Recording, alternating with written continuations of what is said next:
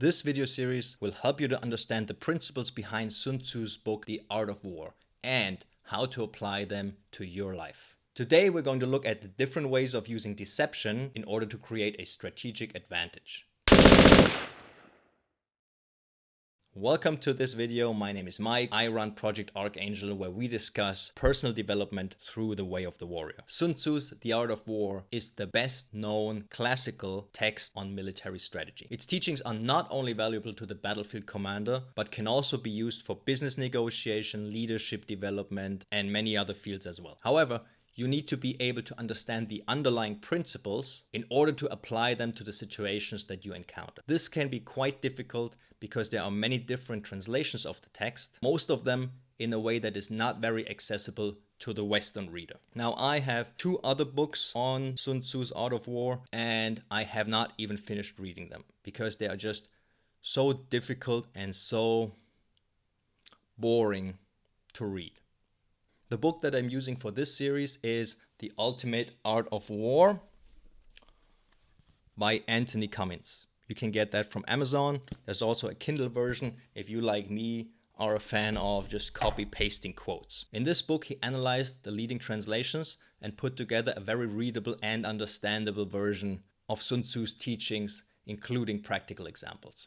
Some people argue that warfare should be conducted in a honorable, chivalric, sportsmanlike way. However, Sun Tzu emphasizes deception as being the main method for gaining advantages over your opponent. In fact, the ideogram that was originally used for the book means the way of deception. Even throughout battles during the Sengoku period in Japan, where the military leaders were heavily using Sun Tzu's teachings, there was room for honorable sportsmanlike behavior. Here we have to distinguish between different levels of the conflict, mainly between the level of the military commander versus the level of the individual soldier. There was, for example, the opportunity for sportsmanlike conduct during events where you could gain personal honor, like the Ichiban Yari, the first spear fight right before the big battle started. The Ichiban Yari was conducted in between the armies that were already lined up so that everybody could watch it, and one fighter would actually go and call out an opponent, and then they would meet in the middle and fight that first fight. And immediately afterwards there would be the second spear fight, and then everybody would come crashing into each other and the big slaughter would start. But this was an opportunity to gain personal honor and recognition by your military commander. So this was something that was more like a chivalric duel compared to all the other stuff that happened afterwards. Because once these two armies crashed into each other, the tactics went more into kill teams, where groups of a few soldiers would work together to distract and kill enemies with as little risk to themselves as possible, which was of course not honorable at all. So while there was a place for personal honor, a military leader's main concern has to be winning by all means. And the use of deception has to be an essential part of the overall strategy. Let's have a look at the 14 deceptions that Sun Tzu mentions in The Art of War. Each of these deceptions has the goal of weakening the position of the enemy and to create gaps that you may be able to exploit. The result could be anything from a devastating blow to death by 1,000 cuts.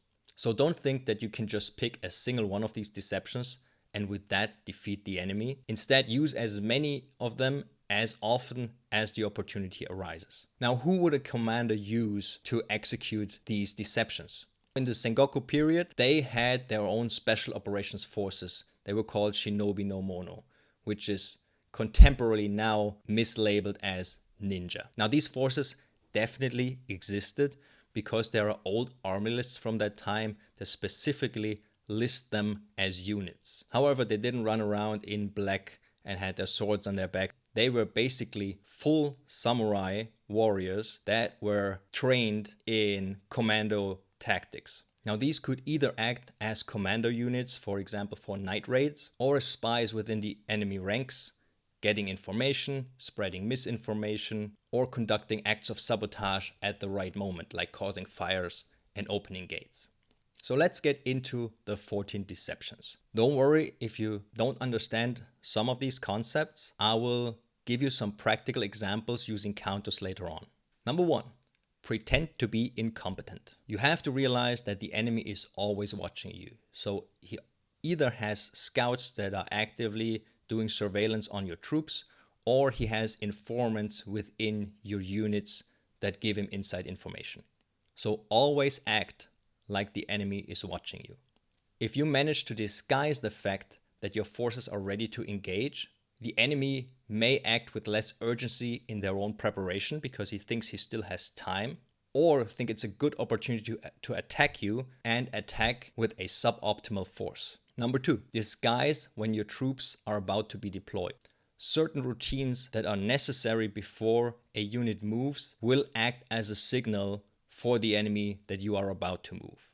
So for example, you have to pack up the camp or assemble the troops into formation. Try to disguise those activities as much as possible and train to do them in as little time as you can in order to give the enemy the shortest window of opportunity to react. Number 3, when near appear far, when far appear near. So when your main forces are still far away, you want the enemy to think that they are actually very close, because this will change his strategy. Now you can do that by either sending some advanced units closer to the enemy and make them set up a situation that looks like they are a much bigger force. For example, light a lot of fires to simulate a large camp. And on the other hand, if you have your main force close to the enemy, you should get him to think that you're still far away. So you could, for example, keep some troops in the old camp while you're moving closer and have them run the camp in a way that looks like the main army is in the camp.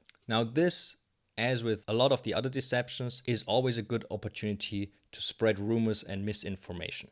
Number 4, when preparing to move closer, act like you're planning to move farther away.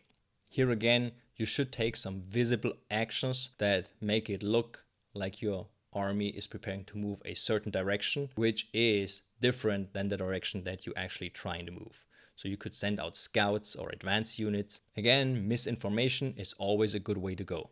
Number 5, offer the enemy what he wants. Now this is a classical bait action.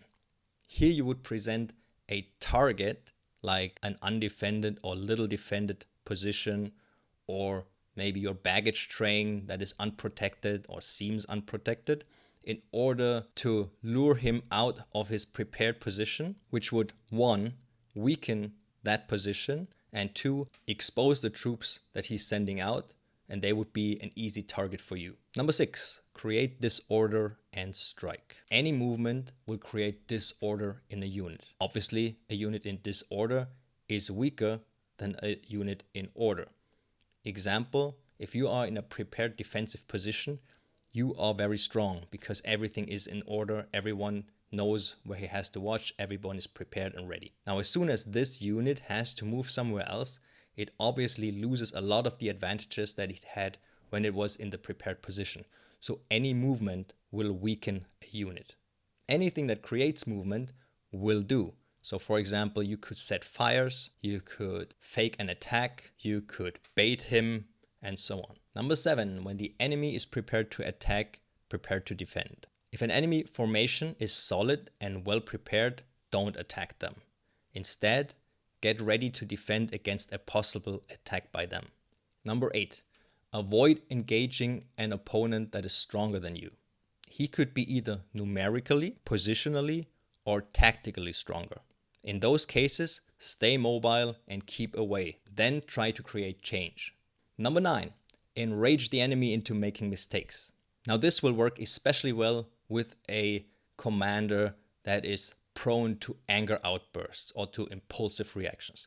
How would you know that? Either from spies that are inside his camp and they tell you about it, or because of former engagements that you had and the things that he did during these engagements. An irritated opponent makes mistakes.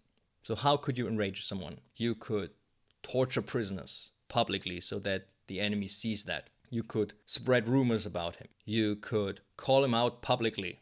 You know, the old your mom thing. The goal is to provoke a revenge move by him. Once he's going for revenge, you can give him a small victory that will spur him on even farther. Classic example here is that you're retreating with your forces that he has just had a small victory against, and now he thinks he can just roll you up. And then, of course, he's going to run into your ambush or your counterattack.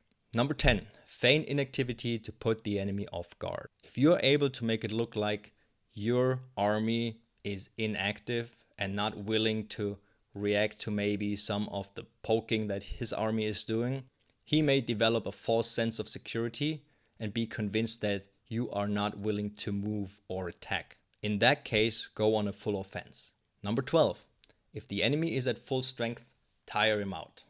Now that means if the enemy is well fed, rested, healthy, and relaxed, you have to change that. And you change that by A, making him move, either by a bait, a fake movement, a fake attack, anything of that sort. B, disrupt their sleep, either by false alarms or by actual night raids or sabotage.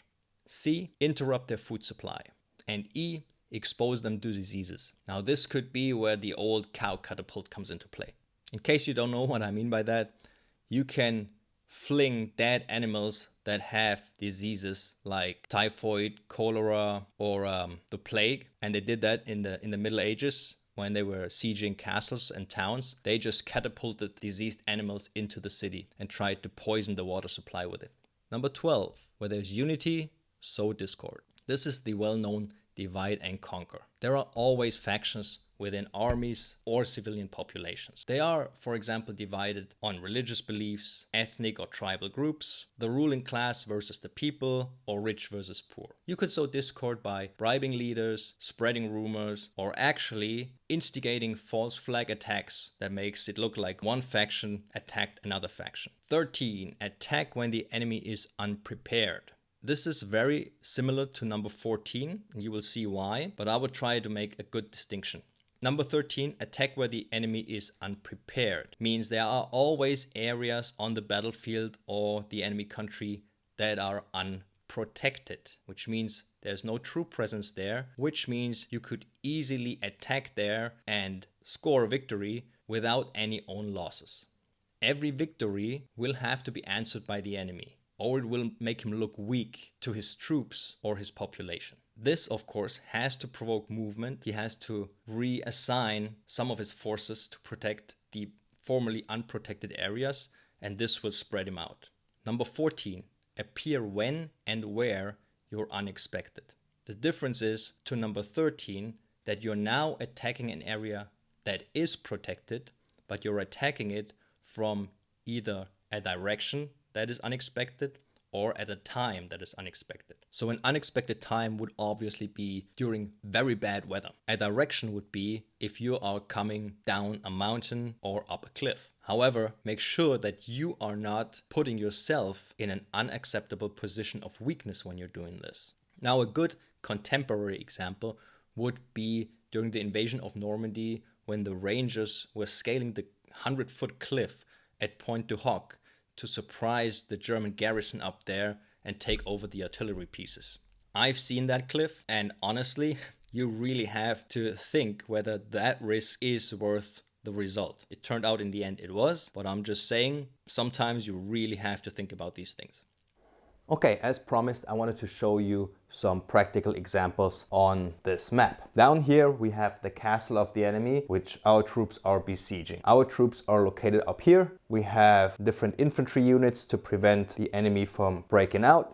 We have 2 heavy cavalries, 1 light cavalry. This is the leader with his personal bodyguard, and our baggage train is up here. The enemy has several heavy and light infantry troops, archers as well, 1 heavy cavalry, the leader, and his personal bodyguard. Right now we're in a stalemate. This would evolve into a siege situation, which we don't want. We want to keep all warfare, all engagements as short as possible. So what could we do? Well, number 1, we would start tiring him out because they are probably still well rested, they have good resources, so their morale is probably pretty good. We should have our own spies within his encampment if we prepared properly for this warfare. We would start burning or poisoning food stores, for example. This would sow distrust and decrease the morale of the population and the garrison. Also, it would prevent them from sleeping all the time because there would have to be extra guards allocated to prevent additional fires or additional attacks on the food stores. So our plan of deception could be as follows. We are feigning moving away, okay? We would do it in a way that he thinks almost all our troops are leaving, but they're not. So what we would do is we would make a big show of packing up and moving away. So these forces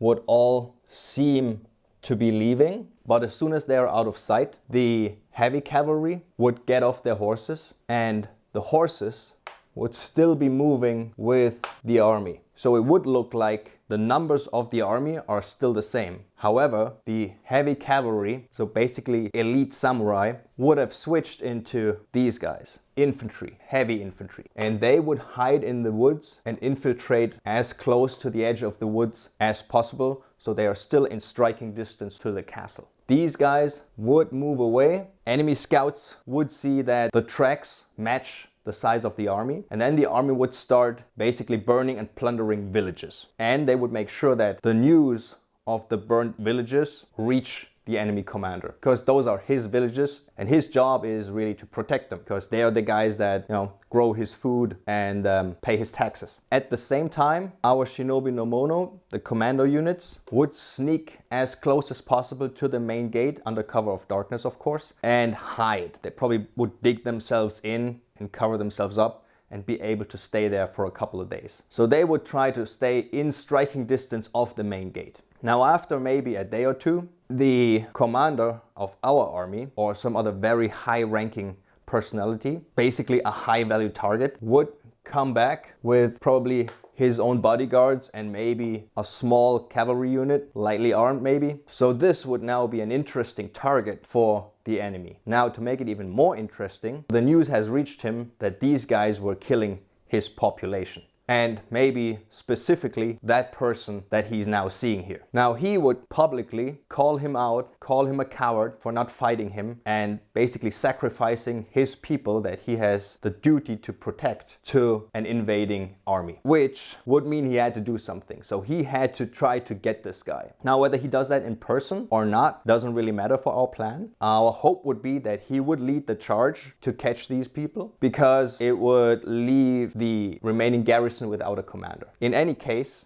let's say he goes out, he would take his heavy cavalry with him and try to get us. When the gate is opened and they are coming out, they would go in behind them and try to fight for the control of the gate. All they have to do is they have to prevent the gate from getting closed again. Because as soon as they make their move, these guys are going to make their move as well. As are these and maybe any others that we were able to sneak close enough, probably cavalry. We're not caring so much about these people. What we want is we want to take control of the gate. Because once we have control of the gate, the castle basically is going to fall. So these are a few principles that you would all use in combination in order to create chaos and create opportunity and gaps in the defense. Because when he was defending the castle, everyone was in position. They had good morale, had probably less of a force than we did, but because they were in a defensive position, we had no way of taking them on in just a head-on fight. So you have to be smart and think about stuff and try to force the enemy to make mistakes and to open up gaps. So obviously this is a cat and mouse game or a chess game. If your enemy sees through your deception, he may try to fool you into believing that he's falling for it, but instead set up his own counter deception in order to trap you. Always be ready to adapt your strategies to a changing situation. Recognize openings and opportunities as they present themselves, but also be able to cancel a plan when the situation calls for it. Thanks for watching all the way to the end. I hope you found some of this information to be interesting. If yes, and you haven't subscribed to the channel yet, do so you're not missing out the next installment. Leave me a like. It would be great if you would leave a comment. I love reading those. And always remember, it's all about the journey and not the destination. I hope to meet you on the path one day. Until then, I'll see you in the next video.